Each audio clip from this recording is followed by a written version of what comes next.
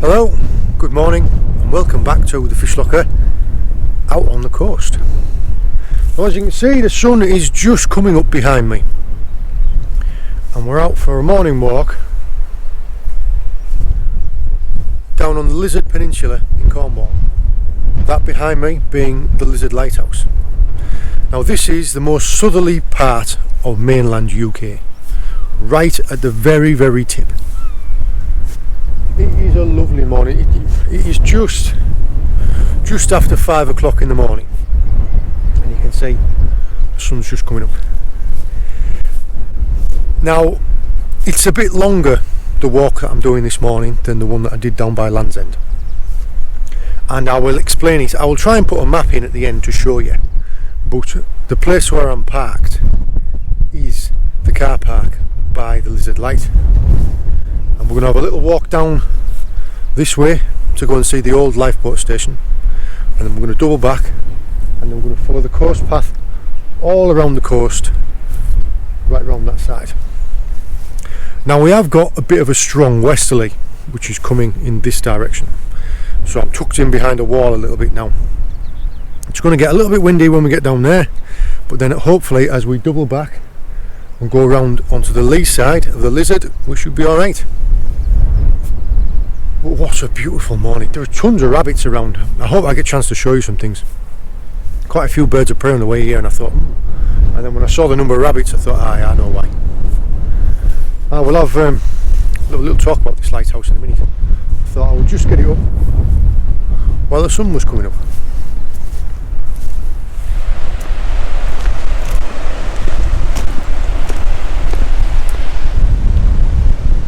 See up behind me where we started, just come down. See now I'm talking about the strong wind.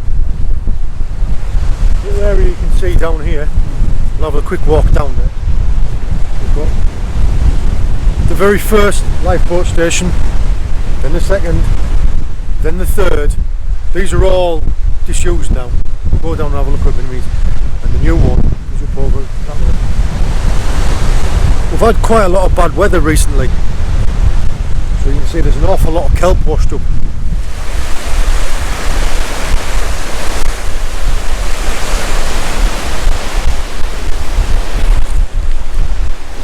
People who've watched some of our other videos, you might immediately recognise some of these. This here is rock samphire. This is sea beet, and these see, you see them, they've got like a triangular cross section. I always find them really funny. They're called a Hottentot-fig. Hottentot-fig. And their other name is a Pigface. What a mad name for a plant. Anyway, these rock samphire you can see here, they're a great wild edible. When you break the leaves and the stems, it smells really fresh. This is the first. This is the second. I think this was built at the end of the 1800s. And then this final one down here, you can see, 1914. There's a couple of fishermen just come down. Must be using that as a storehouse. You can see the size of the boats that are working here, and there's a couple through there. Have to launch them up and down that slipway there. This lifeboat station here, eventually the reason why they stopped using it is simply because there's that many rocks in this little area. Those are called the man of war rocks. It was that difficult to launch and retrieve, and that much bad weather and that many rocks in here, that the station and the lifeboats kept having to be repaired so often. It just became financially unfeasible. I think that was the official term. So it was used up until 1960, 1961, and the new one on the opposite side that was used from there. We will find that at the end of our walk. that real strong seaweedy smell from all the kelp in there. I really love it. It's not so bad down here though, is it? Out of the wind.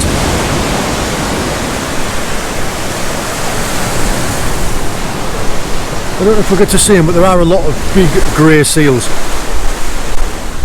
Right, we'll head back out of here and we'll make our way back around the lighthouse.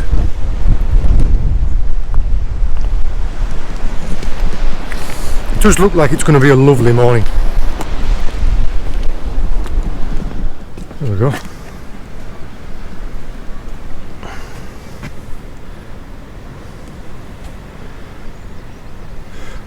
So where we parked, that's where we started off, down to there, and then we're going to go back this way.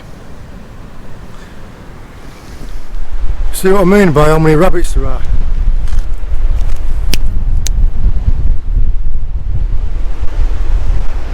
Laden with them. There's quite a lot of sea beet round here, all up the path.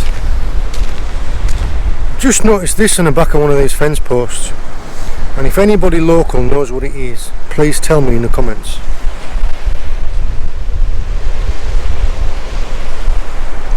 Like a little wooden seal with number 25 written on it.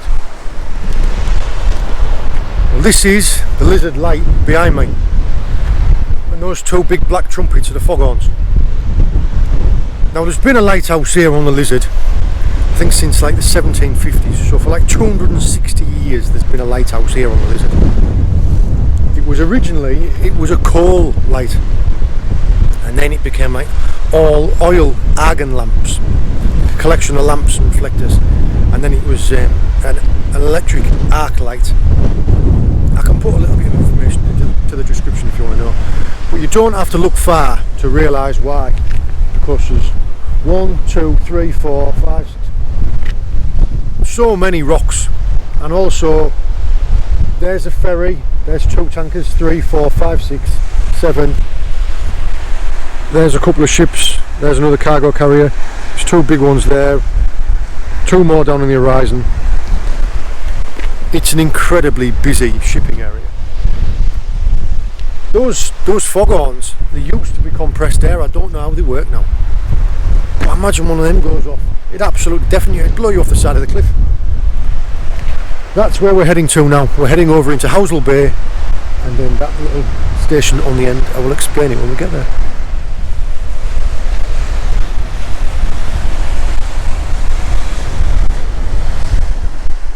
There's the Lizard light in the background where we started, working our way along the coastal path. These little unassuming wooden buildings are actually quite an important historical site. These are Marconi's wireless telegraph station on the Lizard. Sorry, there's a skylark in the background, I don't know if you can hear it. I love skylarks because they... Hear that call? They fly like vertically up in the air singing and then go when they come down. Anyway, as I was saying, this is the oldest purpose-built wireless telegraph building in the world. The one on the left, I think it's a holiday let now, so if you wanted to ever stay there, look it up online. It's the Marconi Wireless. We're going to head our way there to the Lloyd signal station. First thing, I'm going to walk down here and I'm going to see if I can see these skylarks.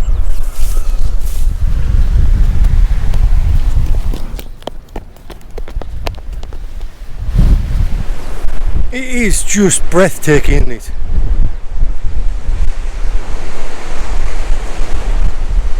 There are a lot of little birds around, like some stone chats. There's a couple of flycatchers I've just seen. Pipits, skylarks. I just can't show you them with the camera. I hope. It is a bit windy, I hope you can hear them. Yeah, we're going to make our way over towards the Lloyd signal station now. Just gonna... You see on this rock here, all of these lichens that are growing. There are thousands of different types of lichen, but they all come in 3 main groups: Crustose, Foliose, Fruticose. Right. The easiest way to remember those, I think, Crusticose, it's crusty. Like this. It makes a crust. Foliose has like, almost looks like leaves. Like foliage, foliose. See those there, look? Like little leaves. And the final one, Fruticose, they're like branches. Like on a tree, like on a fruit tree. Fruticose. So, like branches. So, Crusticose, Foliose, Fruticose. if you can't remember straight away, I'll put the names in. But yeah, 3 main groups. You can tell that the air around here is really good, just by how much of this there is. It's everywhere, isn't it?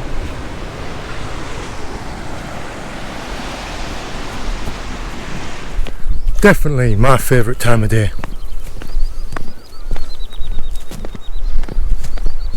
That building you can see there behind me, if you can read what it says, it's Lloyd's Signal Station.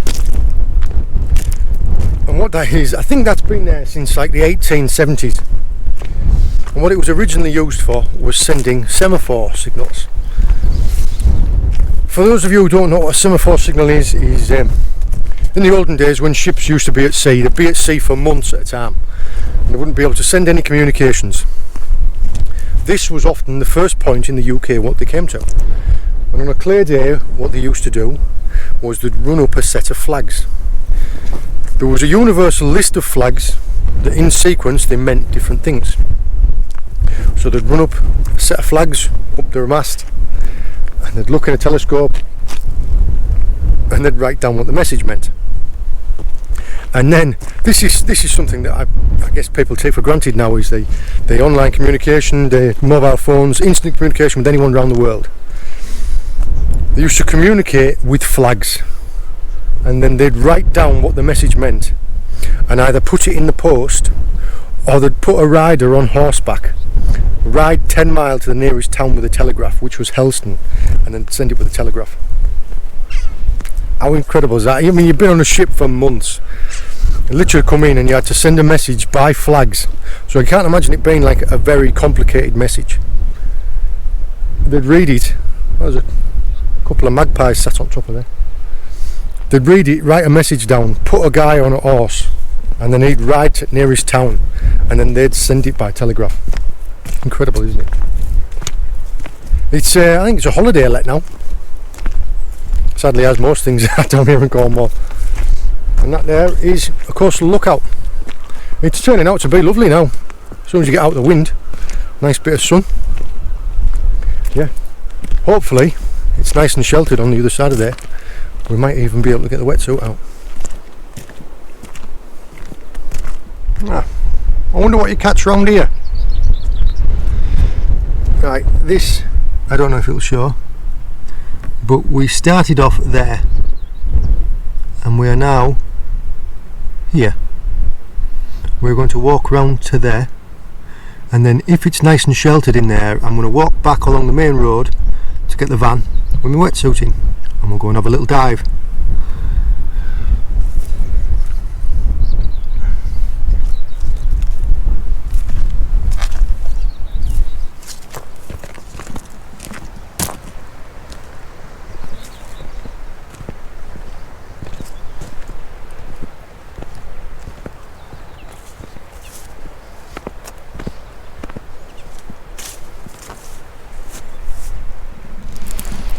It's like a different world round here now, out of the wind, isn't it? Oh, it's stunning. I might get myself round there onto that headland and I'll sit and have a little bit of second breakfast.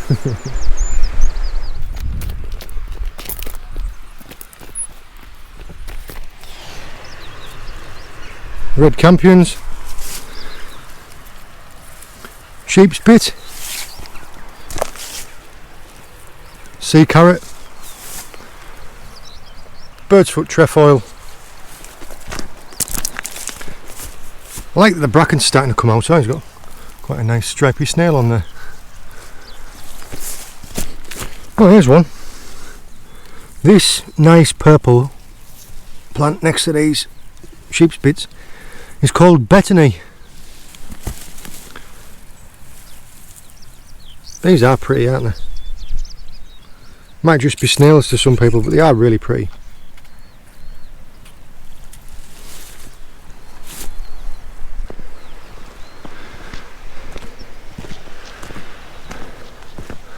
I think this is where I'll sit and have a bite to eat. Oh yeah. You can see by the crab pots though, there's still a bit of tide running down there. Sweating a bit now.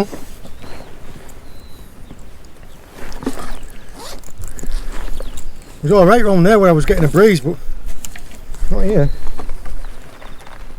It is 7:15 in the morning.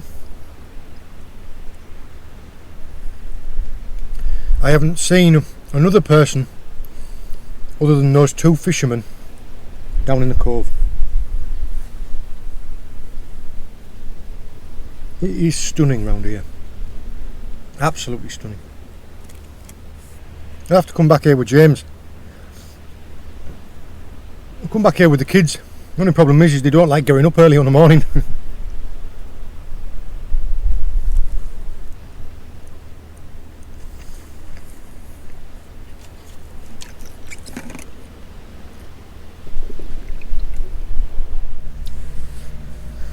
Right, time to go.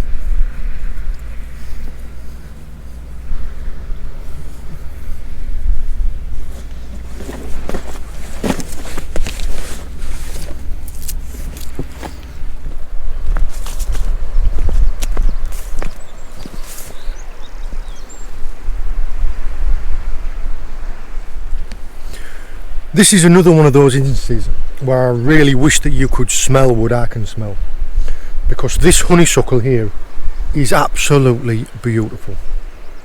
It is stunning, especially with like the cool damp air in the morning. It is just phenomenal.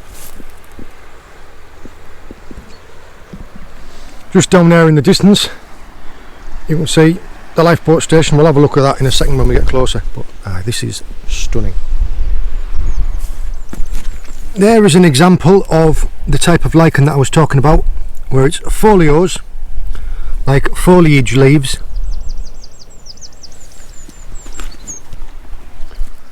This is the current lifeboat station for the lizard. Now I wouldn't mind showing you around it, but unfortunately because of coronavirus it's all shut down to the public. But there's the main station. If you can see that cage, go down a conveyor in the cage, get to the main station. When you get in the lifeboat, I think it's a Tamar class lifeboat, go down the ramp. Yeah, there you can see. You're in the cage, down there, into the station, and then down the ramp. Seeing that? It's like some off It. It's a good job my name's not George, or I'd start getting worried. There we are, that's where we're standing. You can see they go down in the cage, go in the station, and then go down the chute in the boat. There we are, Rose, Tamar class.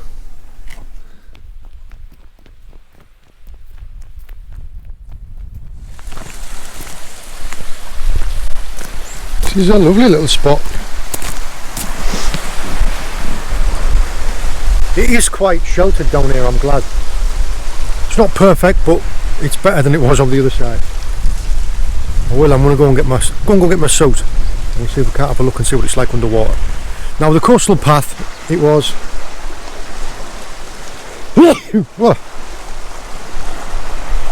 10,500 steps. I thought it was going to be about 3 miles. What I'm going to do now is I'm going to get a yomp on and I'm going to go back up the main road, because the road up out of Church Cove leads up to Lizard Village, and then that leads back down to where I parked the van. I think that's about a mile and a half. I'm going to get a yomp on up there, go and get the van, come back and there's a car park up the hill. I'll park up there and I'm going to go get my wetsuit. We'll see if we can't have a little bit of a snorkel. There are some lovely little thatched roof buildings down here in Church Cove. There, look. Yeah, lovely. Sadly, again, I think they're all holiday lets.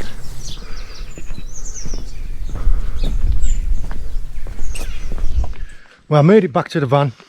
Tell you what, I'm sweating now, my back is dripping. Parked it just up the ways. I've got my gear, I've got my fins. Let's go and see what we can find.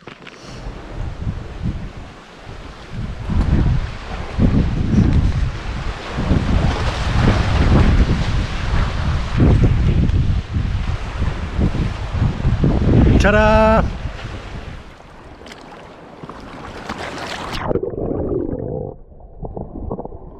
When I got in the water, I was absolutely over the moon with the clarity, and the white sand was just stunning.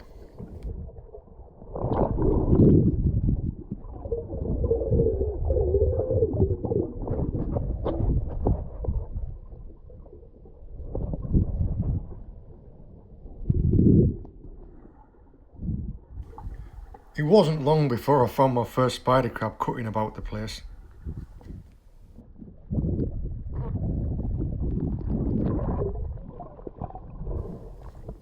There were a lot of jellyfish. This little compass jellyfish really caught my eye.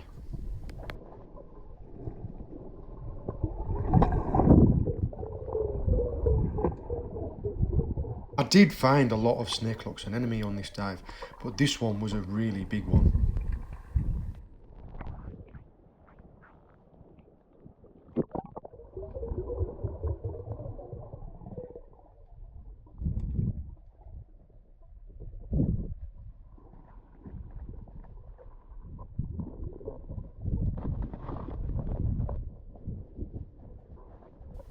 As I got into a little cove that was really rocky, there were just spider crabs everywhere.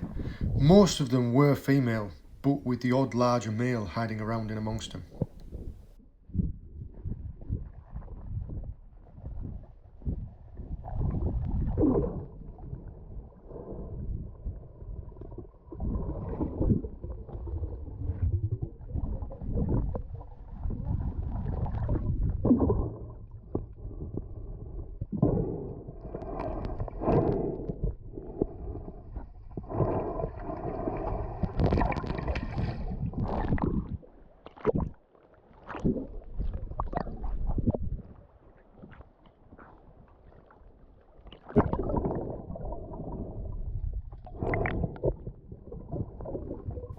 They do look really cool walking about the place, don't they? This one here next to this big piece of sugar kelp.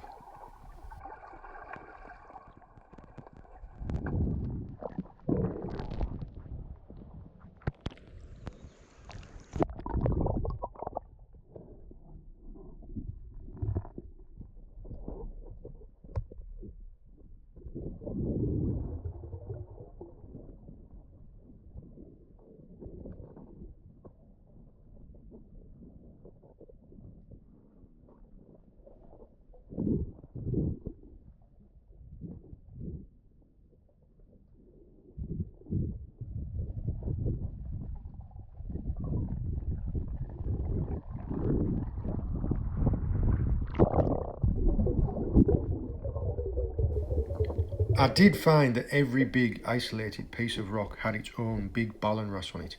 It's definitely a territory thing.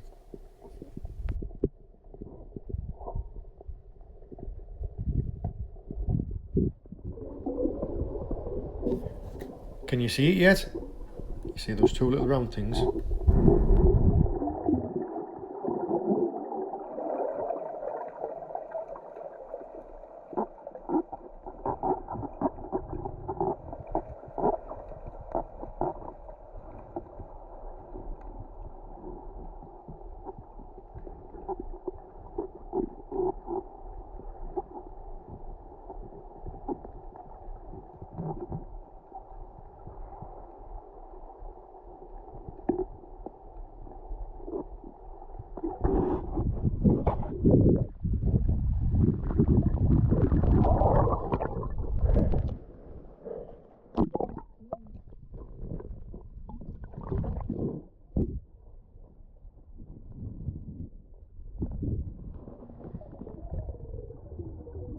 I was amazed at the pace of these guys. It's just effortless for them, and I'm paddling like mad just to keep up.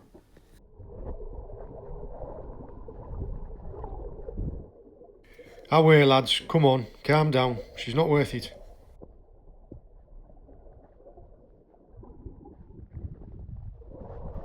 There was quite a lot of loose suspended weed in this area, but I could just see two little antennas sticking out, and I thought, I know what that is.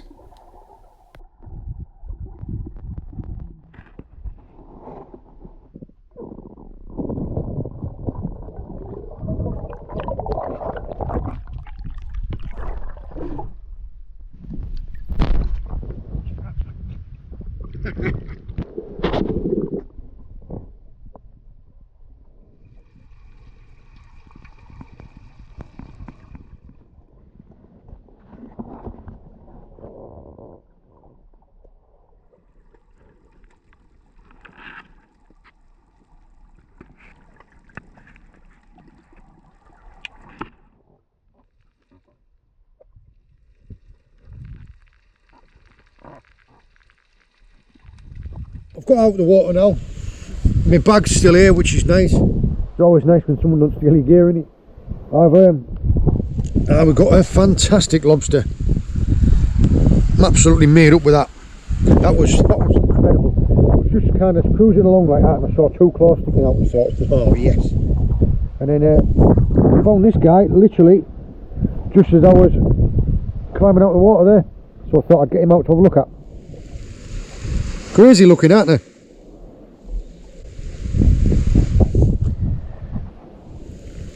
Oh, where are you off? Yeah, get changed, get dried, and then get back to the van, and then we'll finish off. Well, I've got back to the van, just about to go back home. We have had a fantastic haul, haven't we? Got a stunning lobster there. I'm going to let this guy go. We've got a lobster, I don't necessarily need a crab, so I'm going to let this guy go. But aye, fantastic walk this morning, lovely area around here, loads to see, some fantastic scenery and flowers, lichens, the lot, tons of rabbits around, quite a few birds of prey. When I got in the water, I mean, you can see the clarity is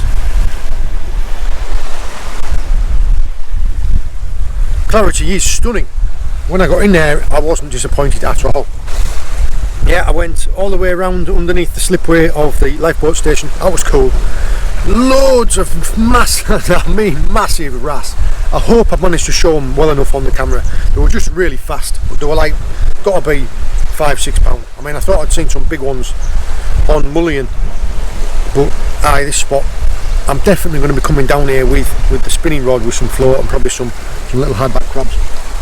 Loads of sand eels, a few pollock, no massive ones, best one was about £3. But one thing that I am really pleased at is that I could see a load of clams in the sand, and I thought, I bet I know what they are, and I managed to get a few out. I hope it's shown on the camera. I tried to set the camera up so that it would show me getting them, but the razor clams.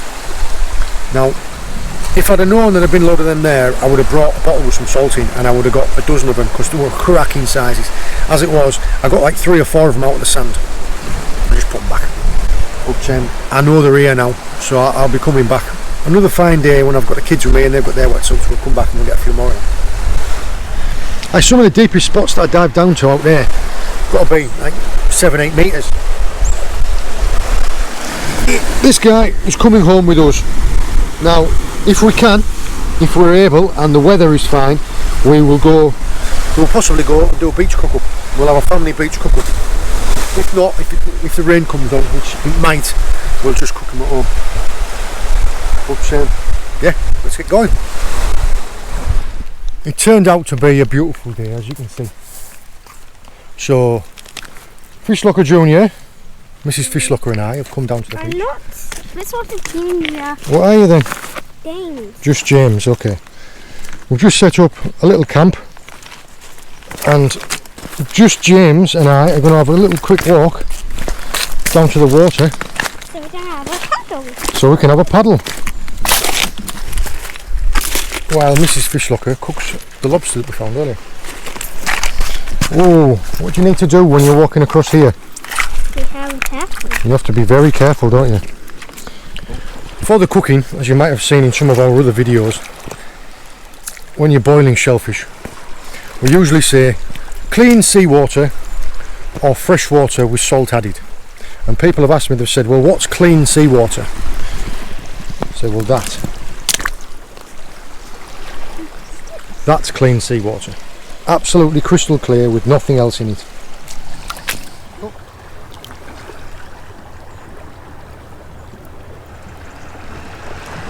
There, look. Very fresh. Yeah.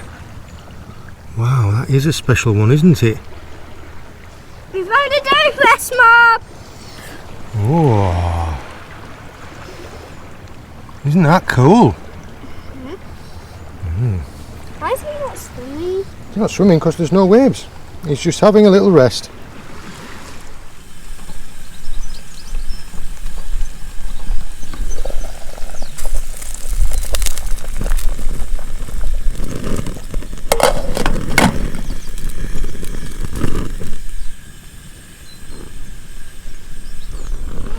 A ruby, Mum. Did you bring that ruby? A ruby, Mum.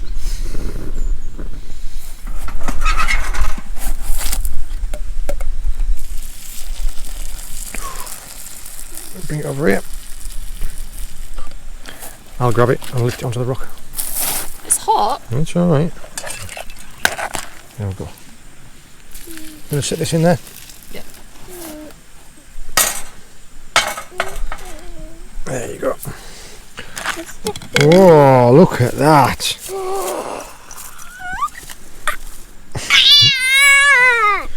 What have we got here? A lobster took that. Oh, lobster cooked up. Yeah, there we are. It was foraged fresh from the sea a few hours ago. Still a bit hot. You going to be alright with it? Yeah, I'm alright. Nice. And melted butter. Claw for James? Yeah. Be careful because it's hot. Watch it doesn't nip you. On a leg? Yep. And another leg, please.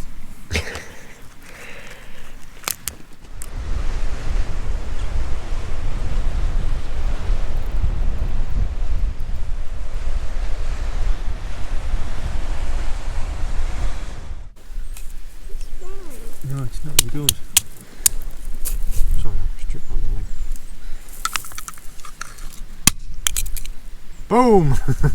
I don't have a piece. Try that, look.